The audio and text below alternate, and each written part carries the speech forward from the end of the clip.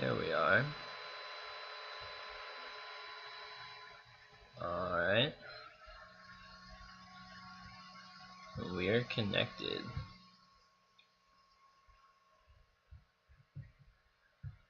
Okay. So, I don't currently have any viewers. Nobody has popped in yet. I mean, normally people would wait until people get in the stream to start talking and stuff, but I don't know if people will join, at least not this early on.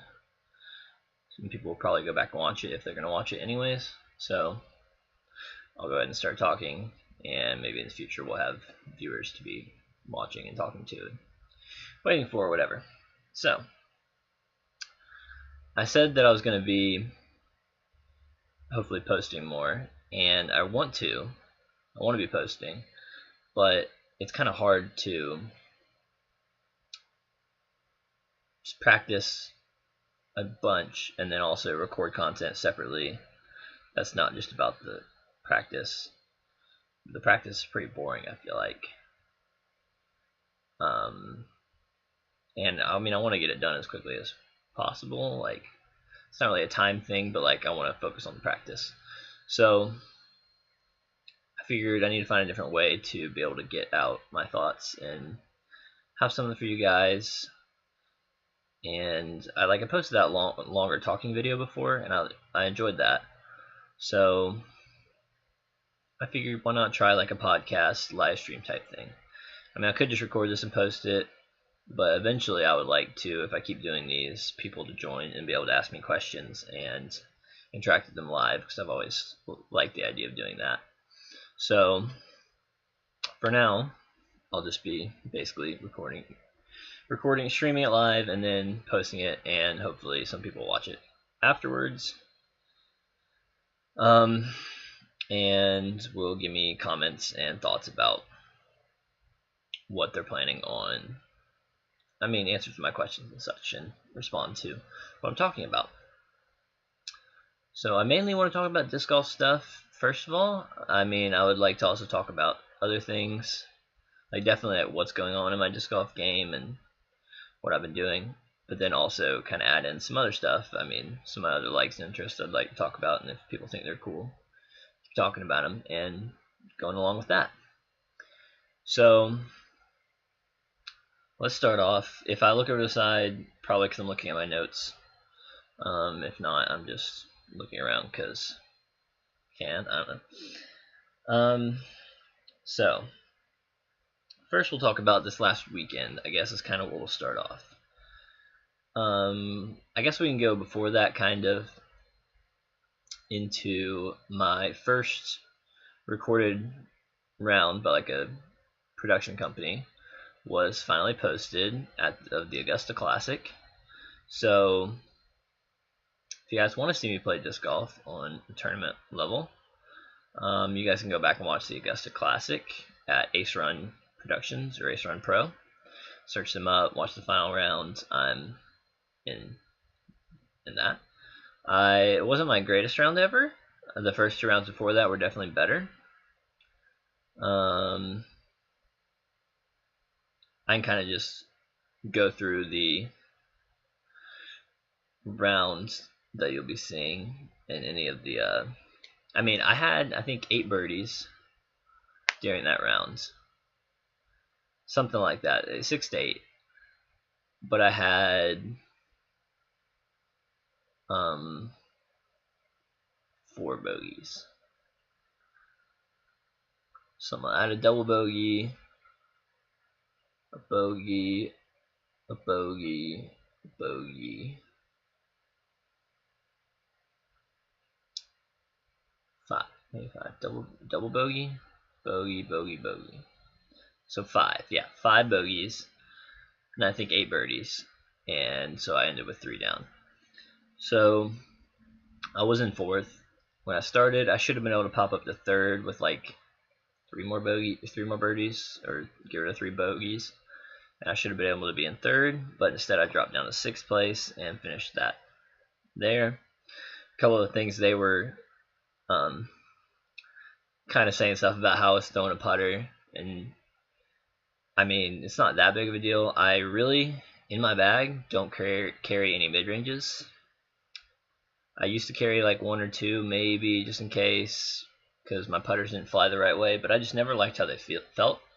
So now I just carry putters. And I've tried to minimize my molds as much as possible because I just feel more confident when I have that mold and kind of make it work for the shot that I need. And I can find something that will work. I literally have my judges for putting. I do like the classic hard judges. Then I throw fusion judges, but same mold. And then I have a zone for my approach disc along with my judges. Then I have and then I skip straight to fairway drivers. I have eagle, eagle.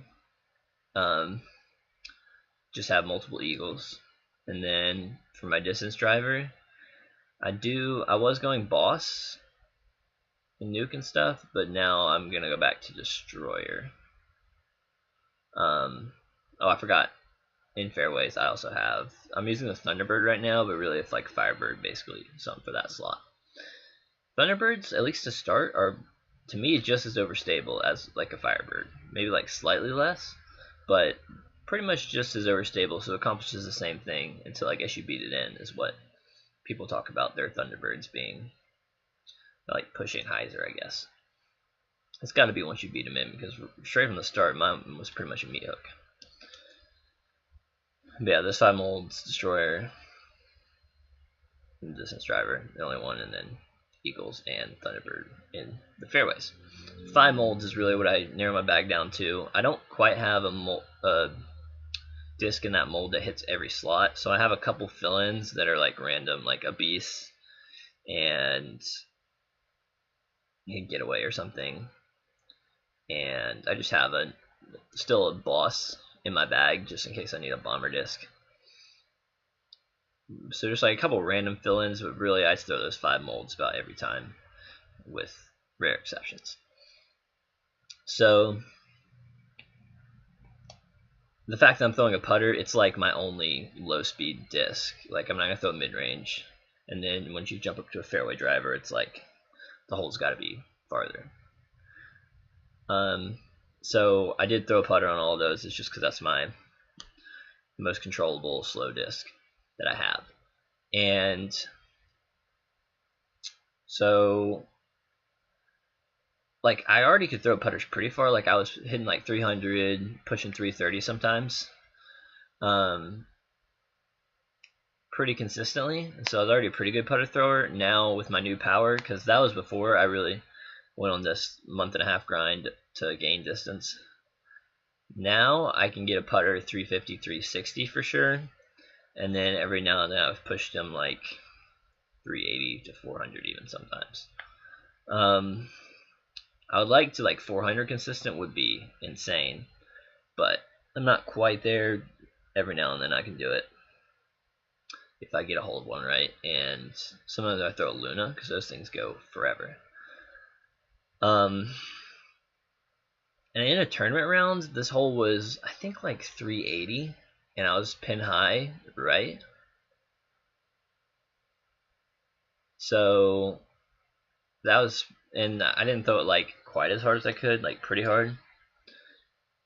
So I would say that's pretty good for tournament power. So yes, but I was already throwing putters for pretty much everything then. Now I can just throw the same putters even farther, so I'll be throwing them on even more holes. So that's what I was messed with a little bit. Also, they did say I looked like I was sneaking up on my throw. Pretty funny. I did kind of walk up a little slow and weird then. I mean, I might still do it, but I feel like I've sped up my run up a little bit from what it used to be, because I really wasn't. I was trying to really be controlled and slow and focus on my whip at the end. But now I'm able to incorporate my legs a little bit more, so I speed it up. And that was messed with a little bit. They said my putt was really fast, which it was. Like watching it, it was like I literally just like bam. So like mainly my going down was fast. And I was popping it out fast, which is weird because like I can't putt nearly as far as some people, but it looks like my arm is popping way faster than those people. So I guess I'm just not getting as much spin on my putts. So I have to make up for that with arm speed. Literally people that just like feel like they just go little are going way farther than my putt that I'm literally powering as hard as I can. So it's kind of sad for me, but yes, I do pop it out pretty fast, but I was going down like really fast then. And I don't think I do that quite as much. Like I'm not like super slow like Paul Best, really like slow, so bam. Which works for him, but me, like if I'm going down that slow, I feel like I'm gonna get off the line I want and just think about it too much and screw something up along the way. So I don't quite go that slow, but I feel like I've slowed down at least a little bit, so I'm a little bit more controlled and confident in my putt. Other than that, I got made not really made fun of is the word, but just called out, or they were just analyzing that I threw a lot of red discs, which I guess it's kind of true because I got a pack of 5 Eagles from Innova, and I really like that run of Eagles. This next run I got wasn't quite as good, but those are more domey. The other ones were flatter, but they gave me 5 Eagles, and they were all basically the same shade of red. Like one was a little bit darker, and then one was a little bit more like pinkish red. So pretty much they gave me 5 identical discs. So yes, all my fairway drivers are red, and I threw my Eagle on pretty much every hole that required fairway driver. And then the only distance driver I used was a red nuke a couple times, so that was the only mix-up. So they said I threw basically the same disc on each shot is what they were thinking, which I probably did throw the same Eagle on every shot, but if I did switch, it was like from Eagle to Eagle, and they looked the same, so it's the same disc, just slightly more stable. I literally have to label my Eagles, Eagle number 1, number 2, number 3, and go from there. And I have them all in the same order in my bag at all times, and I have grabbed before and not looked at the number like I'm supposed to, thinking it was in the right spot, and it wasn't. So that's unfortunate, but when it happens. But if I look at the number, I should know. So I think that's about it. I had a couple putting mishaps, especially the double bogey one was just, I mean, I definitely should have made the putt, but getting a miss and it rolling all the way OB is kind of sucky. And then I didn't quite focus enough. I was really nervous to commit to the second putt because I'm like, what if it rolls down again? I should have just committed, made the putt, and it would only been a single bogey. It wouldn't have derailed me quite as much. So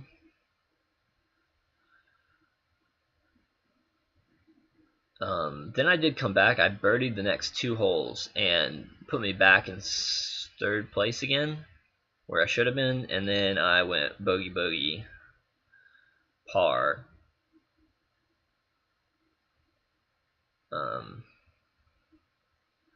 No, I went bogey, bogey,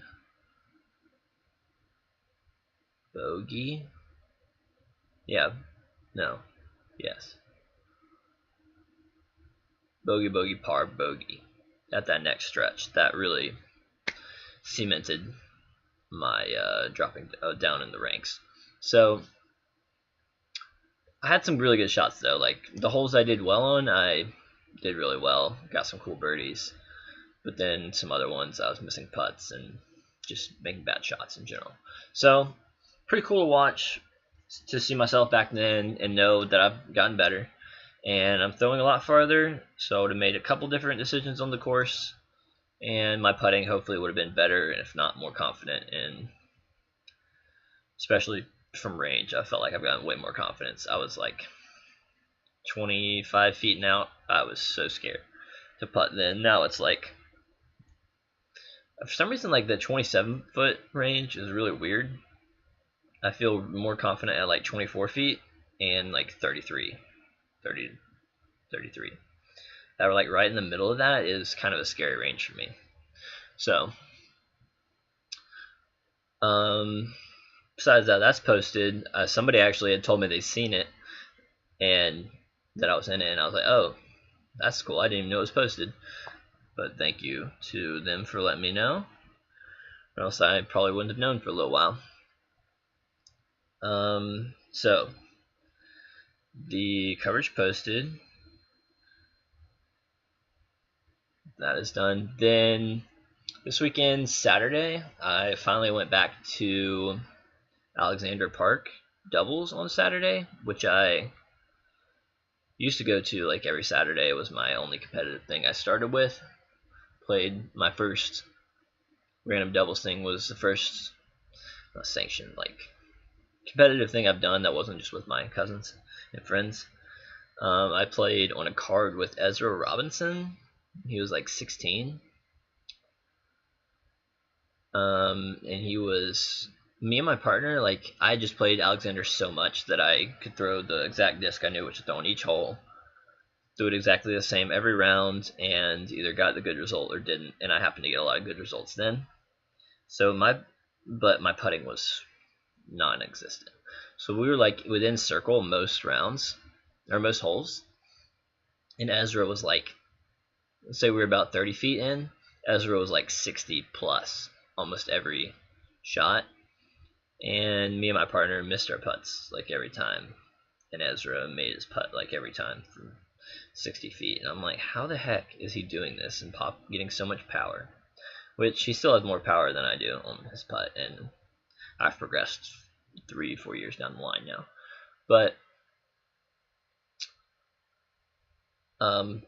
so went back there, and I've gotten second place like 4 or 5 times. Still have never won it, which, whatever. I'll get there someday. Maybe I'll be good enough to win that. But you have to play like 14 under is kind of the goal round, or at 44, to shoot. That's kind of what I'm always trying to base my round on. And I got odd dog, which is where you play by yourself. You get 1 extra throw per hole. So my goal is to use it on putting as much as possible to be able to have that fallback and not have to throw. Like throwing twice, like it's not very likely I'm going to get that much closer, but putting I should be able to make 1 of my 2 putts.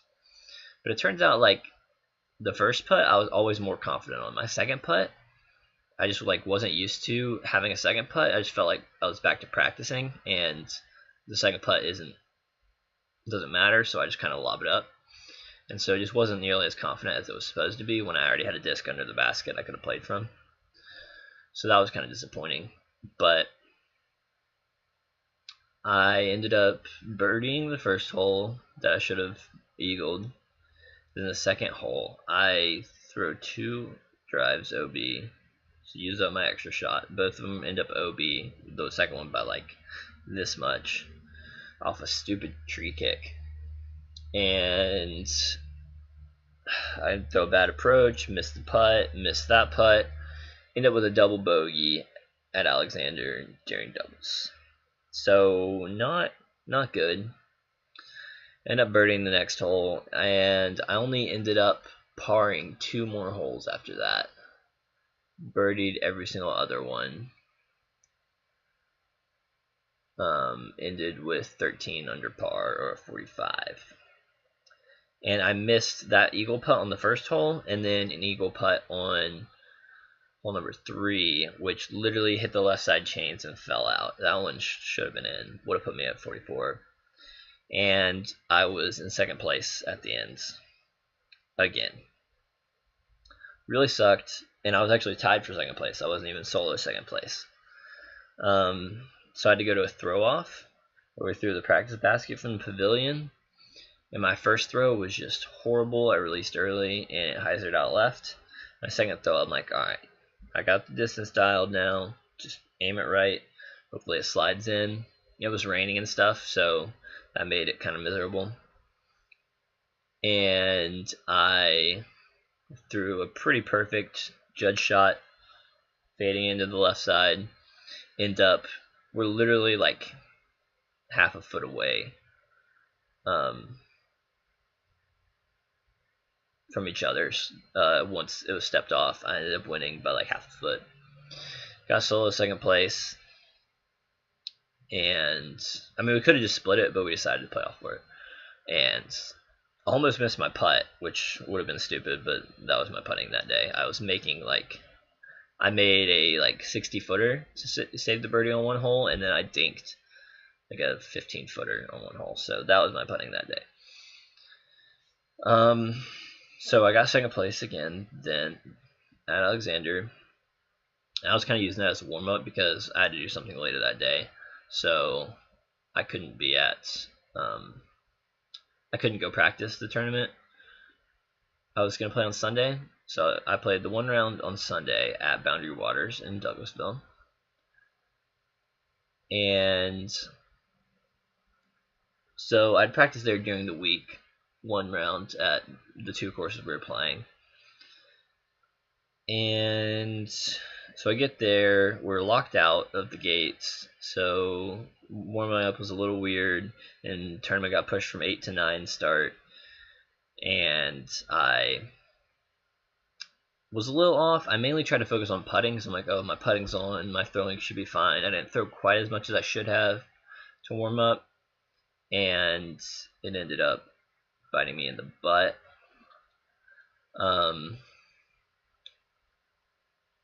Because it just got dark. Because my putting was good pretty much the whole round. I can't really remember any obvious putts that I should have made.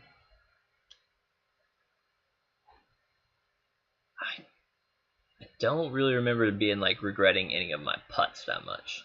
It was more my drives that, well, okay, I missed a pretty easy putt that I should have made on hole 3 of the first round. There's probably a couple other ones that were little dinkers that I should have made, but I should have. It wasn't really my putting that was mainly the issue. It was my driving, because my first two holes, first two holes I throw perfectly down the middle, hit my lines, birdie both of those. Third hole, shank it to the right, get lucky, have my birdie putt that I should have made. Then pretty much the entire rest of that round, I shanked it right every single time. I thought my next hole, I went up with a fairway on a hole that I could have just thrown a driver soft, and thought I overpowered the fairway. And I'm like, oh, okay, I'm just trying to throw my slower disc too hard. Let's just throw a faster speed and smooth it. No, I went with that, smoothing it with the higher speed the rest of the round, and still shanked everything to the right. I don't know why my aim point, which was supposed to be here, was over here, but it was. So the entire rest of that round, I started off really good, got double bogeys on 2 holes that have no business being double bogeyed. And then finally got it together.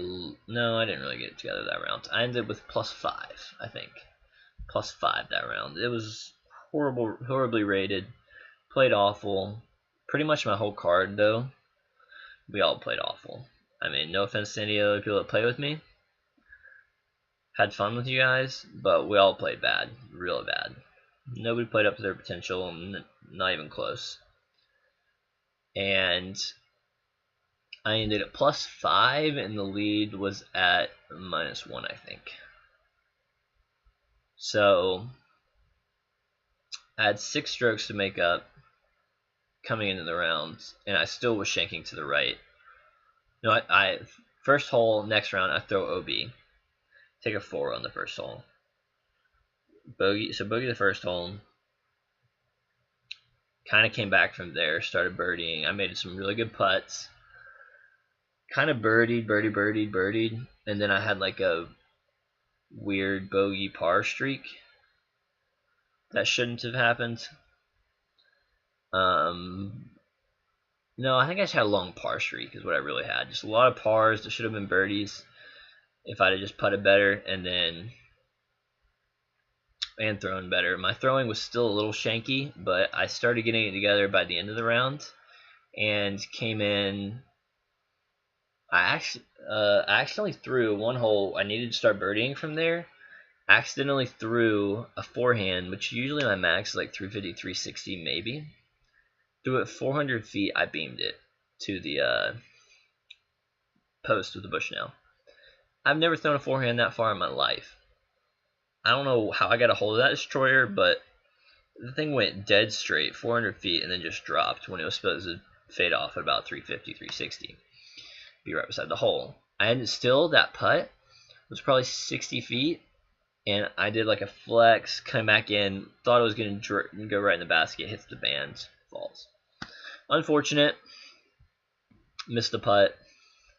And next hole, I knew I could get a putter there, but the tee sign said like 350, 360. And I'm like, I really have to chuck this putter to get there. And so I tried to throw it really hard and shanked it into the right side tree. And then guy measured it to the basket from the tee pad. Ended up only being like 315, and so the sign was off, and that's why it was so much easier to throw it in practice, and I didn't need to throw the putter that hard. But I did. Shanked it, didn't get that birdie, so I got the last 3 holes. The first of those holes, one of the hardest holes on the course, and somehow threw the most perfect shot you could, backhand, and birdied that one from like a super easy 20-footer. And I was 2 off of the lead. No, I think I was 3 off of the lead. 2 off of the lead. 2 off of the lead before that, and so that made me 1 off of the lead, I think. Yeah, that made me 1 off of the lead. I'm like, okay, I have 2 holes, 1 stroke to make up. Tried to pressure the guy in first place, or 2 people tied for first place, and threw like the perfect tee shot I could on 17. Threw my upshot literally under the basket. They both have putts. Both of them made their putts. And so they stayed 1 stroke ahead of me. I was 1 stroke back. 18, I throw first. Throw a perfect tee shot. I ended up being like 10, 15 feet to the right of the basket. So the perfect tee shot. They both throw alright tee shots, but they both have pretty long putts, like circle's edge or farther. And I'm like, okay, maybe I'll intimidate them. Maybe I'll miss. One of them missed the putt, the one that had a farther putt. The other guy, he made the putt. Stayed 1 stroke ahead of me, won. Me and the other guy tied for second. Shout out to him. That was a sweet battle. We ended up deciding to not, instead of split, we wanted to play off for the money. And so we played off. We went 5 holes. We were both 3 down through like 4 and played like amazing when we did not play that good earlier. I ended up throwing a perfect drive on hole 5. Great upshot. He almost made his long putt to still save the birdie. I made the birdie and ended the playoff there. And so I didn't shank a single one of those drives. And finally, from those last 3 holes to those 5, I threw like perfect drives on all of them and finally got my drive together. But of course, it was 4:30 when I needed that to happen at 8:30, not 9:30 in the morning, whatever. So I got myself together too late and only was able to grab second in the tournament after a 6-down final round comeback. Still was like I could have done much better that round, but it was definitely much better than my first round. And I was like, well, this is the best disc golf I can play today. Anyways, so that's what we ended up with.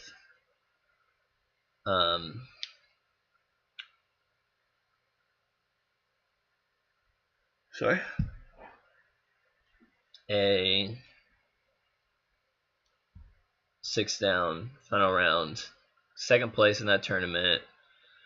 My second round was rated more like a 979 or something, so a little bit better, but my first round rating was more than enough to average that out to below my rating. So, still haven't put together a good tournament yet. Eventually, I think I will put together a solid tournament all around, or even like, I haven't felt like I've had a great round. I felt like I've had good rounds, but I've never had a great round in a tournament yet. So I'll be really excited once I finally have a great round and I'm like, oh my gosh, I did everything right that round, with like maybe one or two mistakes, and like small mistakes, not like a big mistake, hopefully. I'm like, alright, I played a great round, and then when I finally play a great tournament, I've played like good tournaments, but I haven't played a great tournament. So if I put together a great round and a great tournament, I'll finally like know what I'm capable of and like what my playing my best is, and that'll feel a lot better to at least know that I can do it and where that line is to set my goals to. Right now, like, I keep setting my goals really high because I should be able to reach this level, but I just haven't been able to put it all together in a tournament yet, which hurts and is hard, but I'm going to believe in myself that I know I can hit that eventually. I just need to put it all together and just kind of waiting for that to happen. So, finish that tournament on Sunday, decent.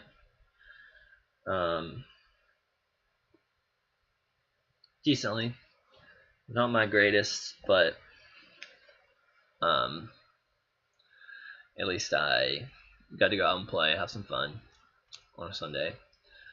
Not a bad. I mean, it's never a bad time when you're playing disc golf. Better than working and doing something else. So,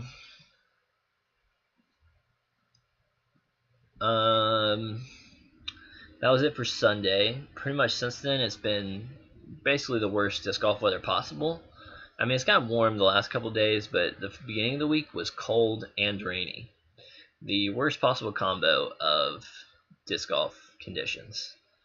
So your discs are wet every time, you're cold, your hands are cold, your discs are cold, and you're wet.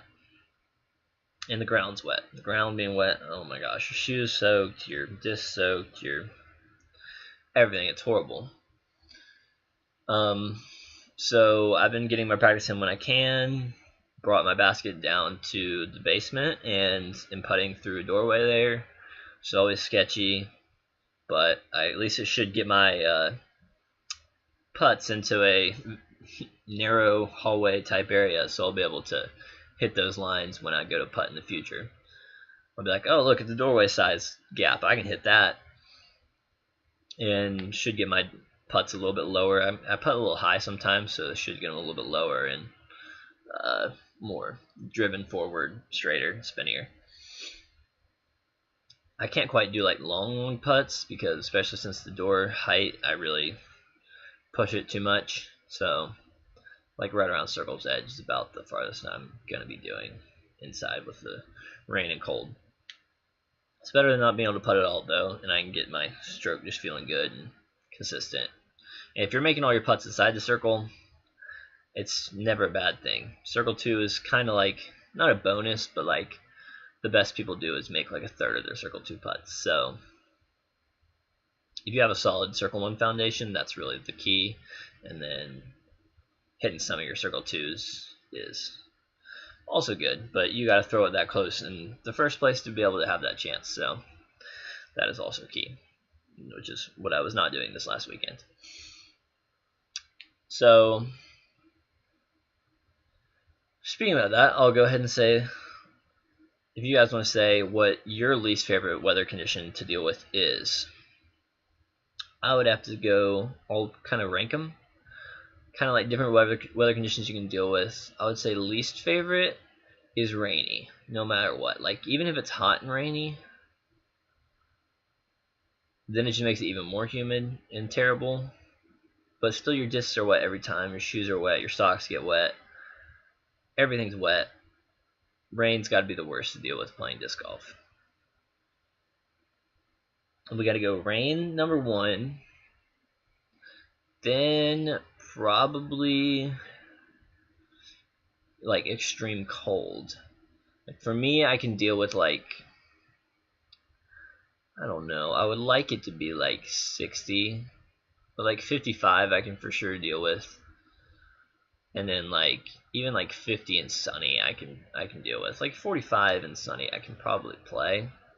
But once it starts getting below that, it's just, you can play, but it's not that fun. Your discs are so stiff, your hands hurt, they start getting cracked open. That happens to me anyways, but then especially it does. So probably like really cold. Then I'd have to go with extreme wind. It feels like that always happens to me in a tournament. Like 30-mile-an-hour wind gusts and 20 to 25 constant. Seems like that always ends up happening to me in tournaments, and that's pretty terrible to throw with because you don't know where your disc's going to go most of the time. You feel like your discs are never stable enough, and you can't putt. At least me, not being a spin putter. It's really hard to putt outside of 10 feet. So, extreme wind. What do we got?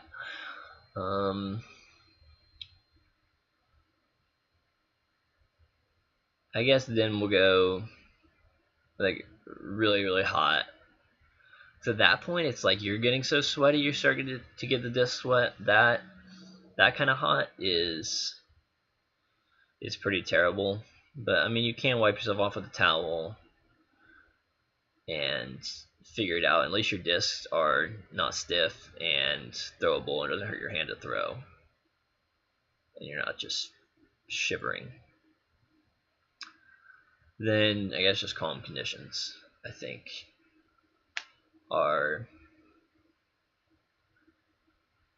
the best. Well, I guess I've only played it in one time. Doesn't really happen that much in Georgia, but put it right under raining. We do snow. Maybe even above raining as worst, but probably number 2 as snow, because when it falls down, the snow, it's not like seeping into everything immediately, like it'll melt and get into it, but you throw your disc, snow is stuck all up inside of it. You got to knock that out, and then it's still cold, and now it's wet because that's melting on your hands. Then you got to throw it again, dry it off, it gets back in the snow. Snow's pretty terrible too, so put that right in there as number 2, I think. Right in there with rain. It just depends. And then it makes the ground muddy too. Yeah, terrible. So I guess that's my list of weather conditions. I might be missing some, but we'll go with those. If you want to put your list of least favorite conditions in the comments, then that'd be cool. And I'll respond if I think you're crazy, or you'd play like cold over hot, or wind over rain. There's no contest on those two. You got to play hot over cold and wind over rain for sure. Because like if it's warm and windy, you can deal with throwing a couple discs, they fly over, whatever. You can at least still have fun dealing with that if you have stable enough discs. But no matter what, and it's rainy, it's like it takes more time. You got to dry your discs every time, and it's annoying. Whereas wind, it is annoying, but you can deal with it and still have fun more than with rain, I feel like. Unless it's like a really light drizzle or like misting. Like, okay, that's a little bit better than extreme winds, but we're talking about like serious rains. Along that, let's see.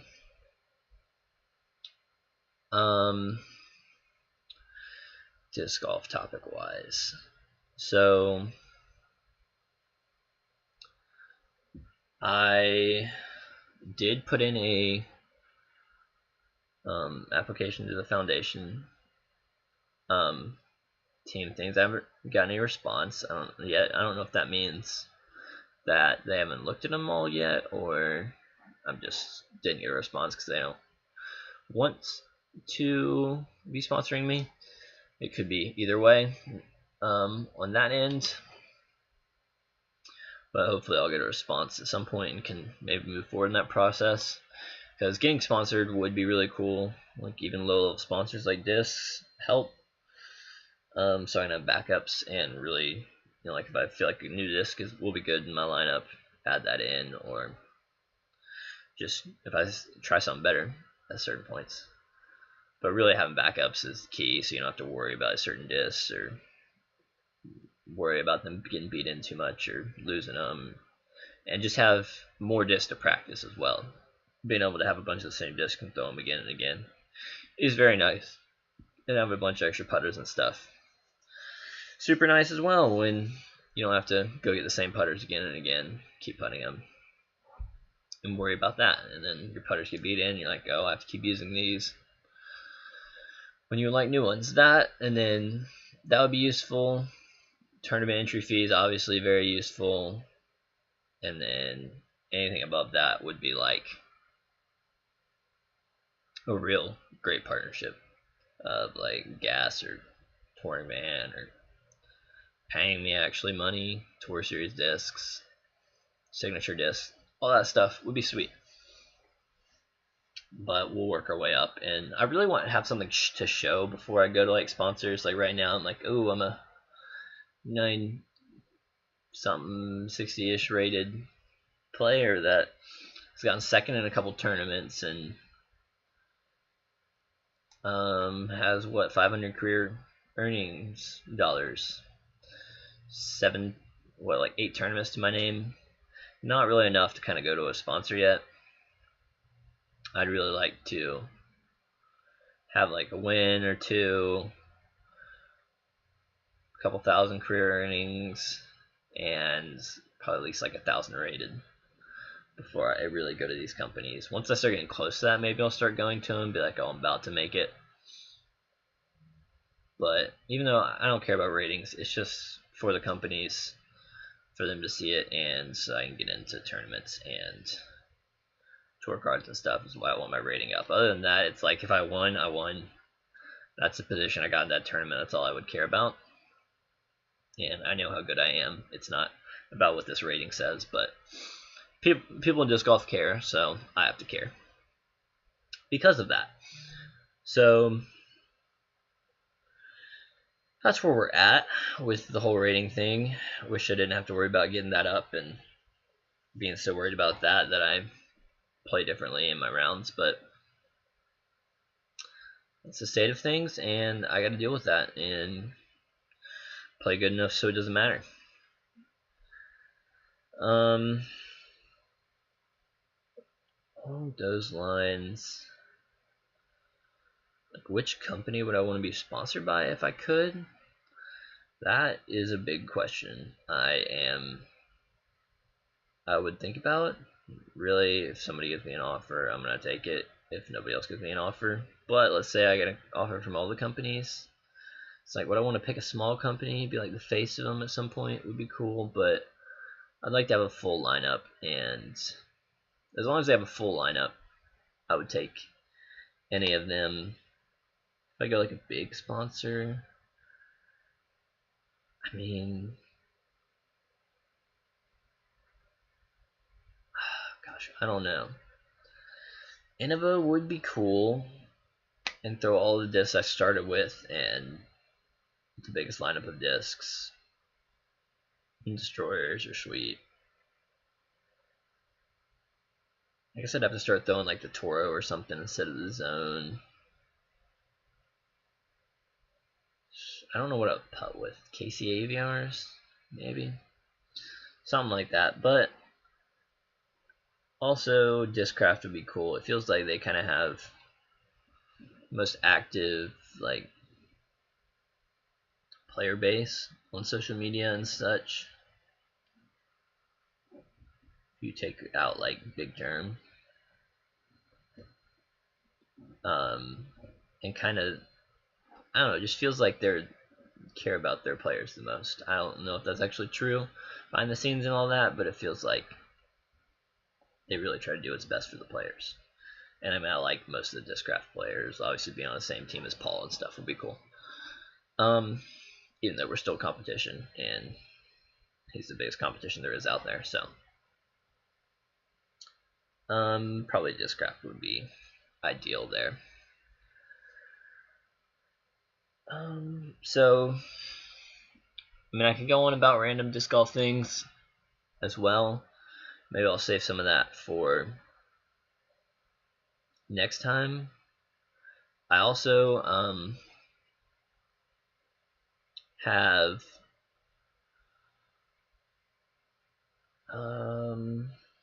let's see. I don't know, I do a couple more random like disc golf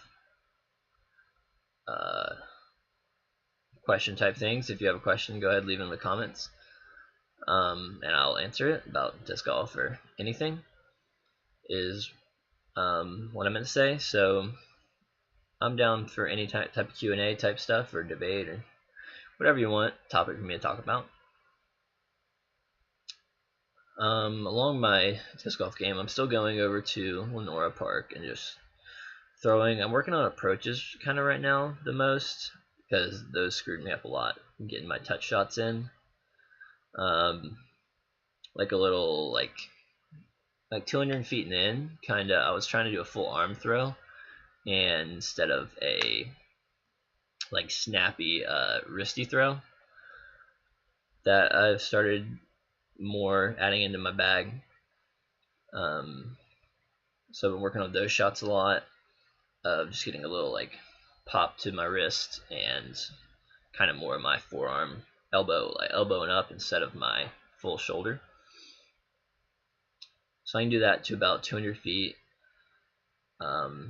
Is where I'm getting those about to, and then 200 feet I have to start kind of using my full arm, and then 250 I do like a little smaller run up, 300 do even more of a run up, and like 350 and on it's pretty much full run up for all my discs. So it's kind of nice to like be able to go up there with, I know a lot of people, especially in like smaller tournaments or smaller things, kind of get annoyed or just think it's like dumb when you pull out a rangefinder every single time you go to throw approach.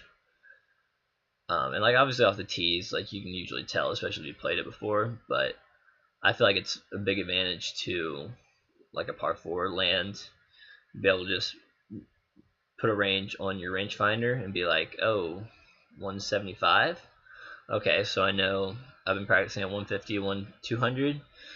Go kind of right in between that. I know I only need not a full arm, but most of my arm, and my zone should go exactly here, fade over. I put most of that power, kind of know exactly how hard I need to throw it when distance pops up, and just be able to know where and how much I need to throw it. Feels pretty cool to have. And so I feel like it's worth it. People thinking, oh, it's dumb that you pull out a rangefinder every time, when like obviously I know it's about 200 feet. Every now and then though, the distances can really screw up with your perception. And when you know like, oh, like it's about 200, but if you beam it, it's 215, and you're like, oh, okay, I can't quite stand still that the full way. I need like a little run up and just smooth it. Or if it's 175, and you're like, okay, if I full throw this, I'm going 25 past with the standstill. I can just take a little off and know I'll be there. It is pretty useful to be able to kind of have that in your brain and know your distances. And since they're legal in disc golf, why not use the advantage to be exact instead of obviously just ranging it based off of what it looks. You know that's 200 feet, around 200 feet, but why not be more precise if you can be? And especially I feel it helps closer from like that, I don't know, like 150 to 300 foot range. I feel like they're really useful. And I mean really even above that, sometimes like 400 can look like 500 sometimes, or 500 looks like 400. And so you need to know which disc to use there, either between a fairway or distance driver. So rangefinder is good pretty much all the time. Sometimes I'm just too lazy to use it or want to be quicker and play quicker, so I don't use it, and it ends up screwing me up. Or I range found it and did it too quick, missed the basket a little bit, got like the tree beside it, and threw it too long or too short. But if you have a rangefinder, go ahead and use it. It's useful. You might as well. It's legal. Let's see. What else do we got on the radar? I guess everybody's doing kind of their Vlogmas things. I've seen a little bit of those. Yuli's have been kind of funny and weird all over the place. Thought about doing some of that, but I'm really just trying to focus on my practice so much. I don't know, if, like, I'm kind of doing practice with YouTube on the side and trying to figure out how to incorporate that in instead of YouTube with practice on the side.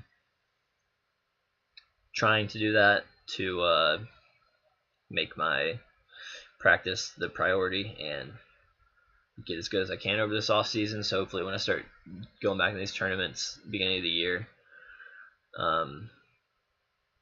I can hopefully get some wins and at least be competing for the top pretty much every time, which I feel like I should be in all the local tournaments. If I join a big A tier, a bunch of pros, like, maybe I'm not going to be jumping to the top immediately, but I should at least be pushing into that cash line much easier than I am.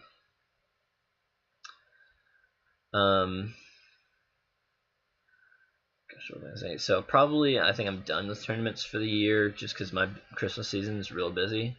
With my family, we already have like 4 Christmases, and then now with my wife added like 2, maybe 3 more Christmases. It gets kind of crazy when you're going somewhere every weekend and right around Christmas every single day to a Christmas party thing. Also, you get to eat a lot of good food, so that's nice, and get more presents, I guess. Not that I totally care, even though I just told most people to give me discs and stuff, so can't go wrong with that. So it gets kind of crazy probably right after the New Year's Day weekend, New Year's Eve, whatever, New Year's weekend, probably that next weekend, I'll start looking at tournaments. I don't know if there are some that weekend yet. Need to start looking at that, but that's probably when I'll be looking for tournaments to start playing again, for sure.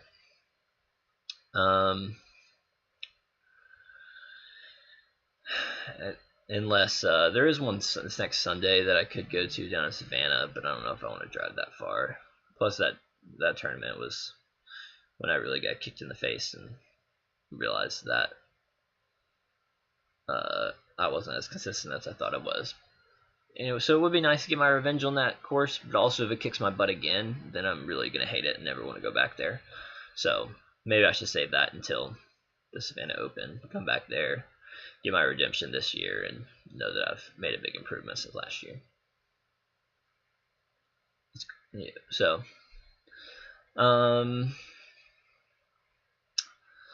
let's see. So just gonna be training till then. Do a bunch of putting in my basement. Get that dialed in.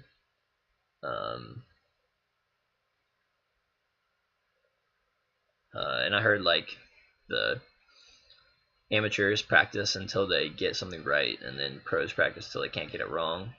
So I'm gonna be trying to aim my practice around that to where I can't get it wrong, even though there's always error in disc golf because you're human using your whole body to throw a disc. You're going to throw it a little off sometimes, but I want to be within as little margin of error as possible and really working with myself to get the errors as low as possible so that I can continue to be consistent. Consistency is the key. If you can do everything, it's not just about really being able to just be able to do the skill. It's about being able to do it consistently as often as possible, and keeping that up. So we're hitting close to an hour here. I'm wanting to still kind of keep like a random vlog thing start going, to where fun, cool things happen or funny things I can do, add those in, and try to start deliberately doing some more of those, adding those in, adding like funny moments that I can do in. But kind of as I naturally come up, do those and post those. So probably like maybe once a week or so. I don't know, this during the practice, during when I'm playing tournaments, I should be able to do it once a week or so. But during practicing time, it's gonna be kind of boring during the week. I'd have to make a lot of the content happen when I'm trying to just focus on practice. So maybe a little bit less often than that. But try to get like some random vlogs in, and then try to do these podcasts pretty consistently. Talk about my disc golf stuff. I can do them at least once a week for sure, but I would like to be able to do them more than once a week, because I would like to be able to put out more content than that, and I feel like I can get more to say than just once a week. I can start coming up with different topics and talking about them, and I might even start adding in like non-disc golf stuff. Probably this one will just be disc golf, but in the future, some of my content, like I'm really into movies and TV shows, and so I'd love to be able to, I don't know, talk like Survivor is one of my big TV shows I started getting hooked on. Talk like Survivor Theory and like what's happening in the seasons I'm watching, and talk about people's plays and how good or bad they were, and who's playing Survivor the best, and the worst, and make fun of them. So some of that would be really cool to talk about, and just add in other random things to chat about and see if people like them. If they don't, I gotta tune in. They can just tune in the disc golf stuff, or just not at all. But I don't know if I should do them separate vlog or separate streams, because this one will just be about disc golf. I don't know if I should add just like a TV show movie stream after this, and then go back to another disc golf one, or just kind of incorporate it all. Like, alright, here's disc golf time, talk about this. Here's TV movie time. Here's random, whatever Hunter's thoughts are at the time. I don't know, we'll see.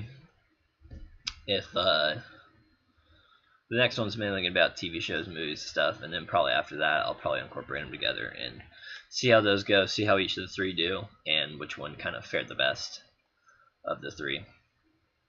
Separate, mixed. And see what you guys like. But please feel free to tune in live. Turn on your notifications so you can join live next time. Ask me questions. I will answer pretty much all of them, especially at the start. If I happen to get hundreds of viewers, it's going to be harder to answer them all. But until that happens, I'll be answering everybody's comments consistently, and talking about your topics and whatever you want to ask me.